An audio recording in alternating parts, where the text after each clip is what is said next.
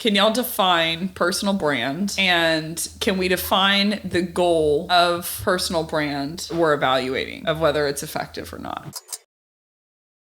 So to me, personal brand is all about building an audience around the topic that you master or that you are learning and sharing your learnings with others. Like, you don't have to be an expert or call yourself an expert to build a personal brand. But the most important part is about like building trust with the audience, either through like a newsletter, post on LinkedIn or any social network. It can even be like TikTok, Twitter, Facebook for some. Okay, so you're defining personal brand as any activities that are developing that are around the expertise that you have. Yeah, but tied to you as a person, okay, not tied to your company. To me, the goal of personal brand is to do two things: bring value to other in your audience, and you're gonna build that audience around the value that you bring, and also build trust. Why would you want to build trust? For me, there are like two side effects of a personal brand.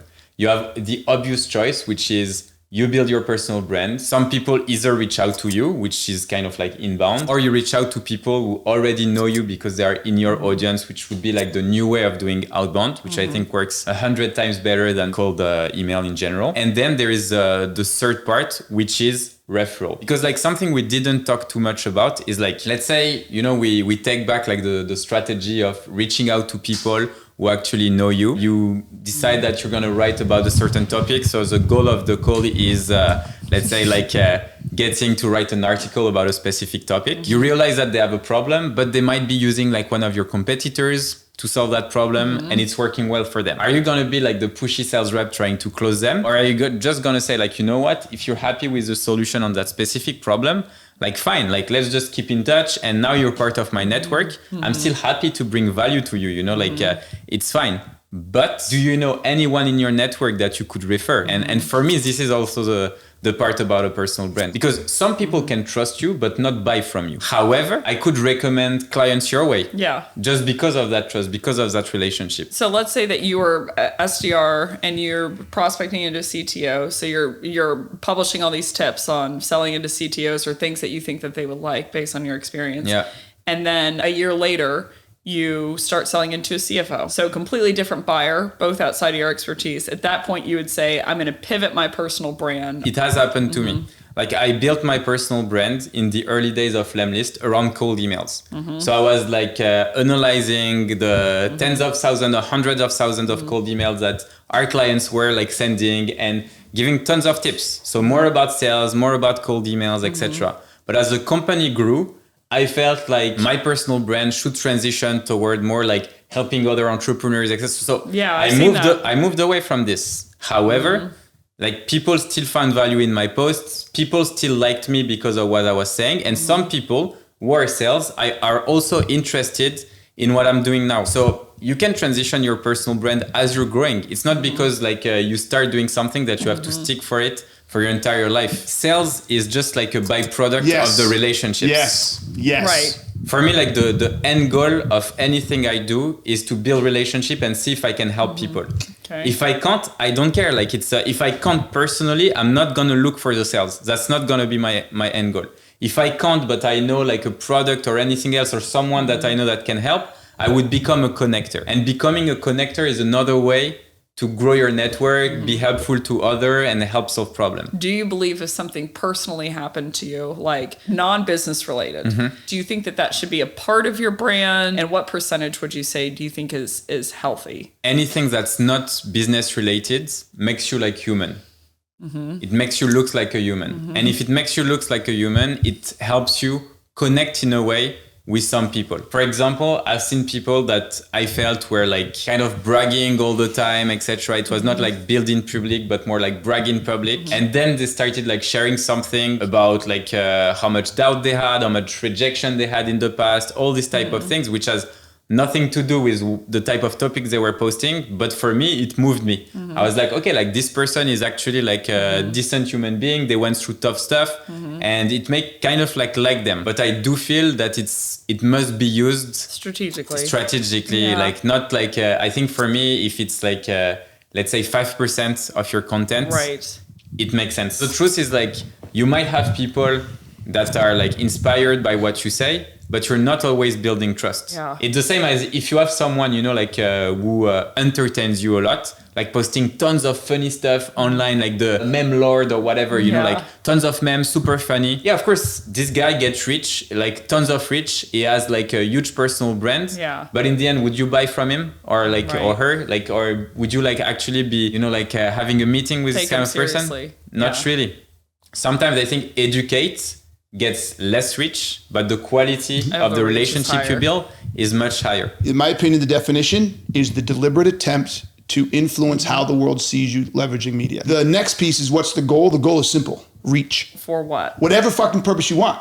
So in this case, we're talking sales. Fine. If you're passionate about sales and you want reach around sales, and we can talk about why you want reach around sales. It's either to get a job, either to get a job and to get a job. It's to start your own company. Like, I don't really give a fuck. Like, that's the key piece. It's reach. We're not paying enough attention. Reach is oil, baby. Reach is water. Reach is cash. I believe reach is probably the greatest asset you can have other than cash and then, food and water to live. So now you should just be 100%, yes, build a brand, and it should be for reach. I don't care how you decide. You just need to be passionate about it, believe in it, and it has to be actually who you are. So just find out who you are and double, triple, and quadruple down on who you are and be deliberate and how the world sees you to build reach.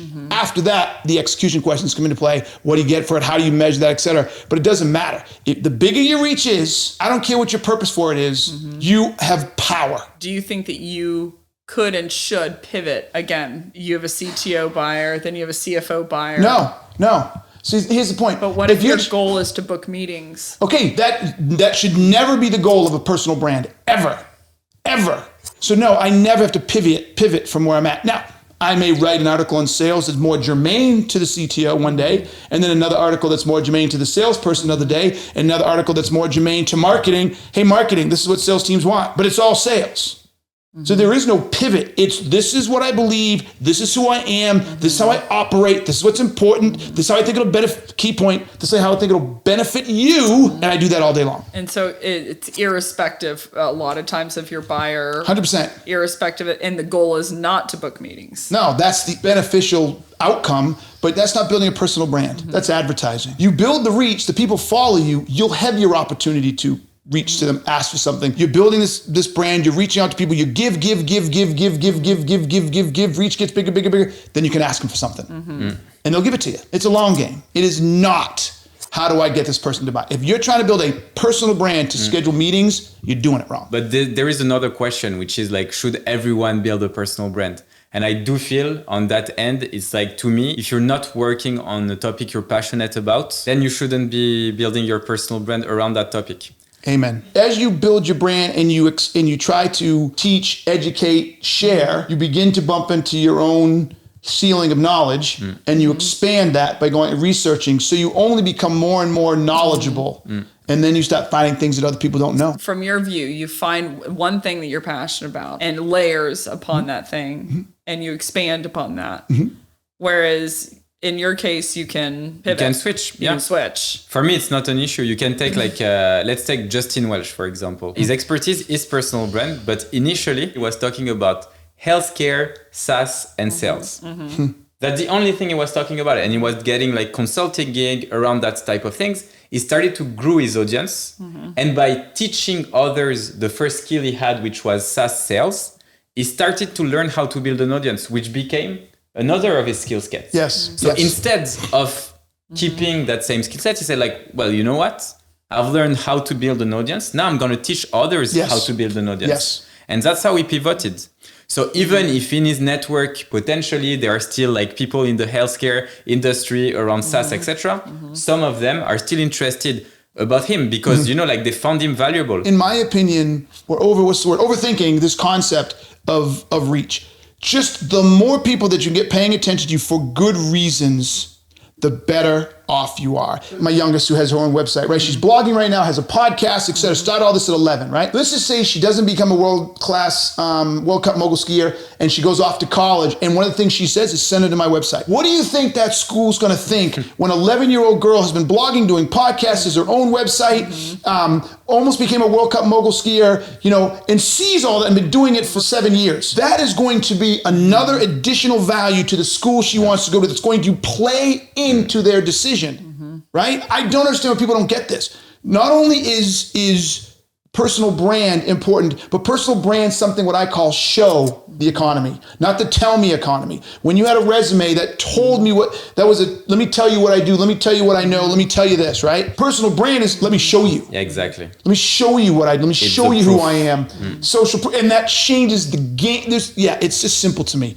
The fact that someone would argue no is just is smoke and dope. Yeah, you can't lose.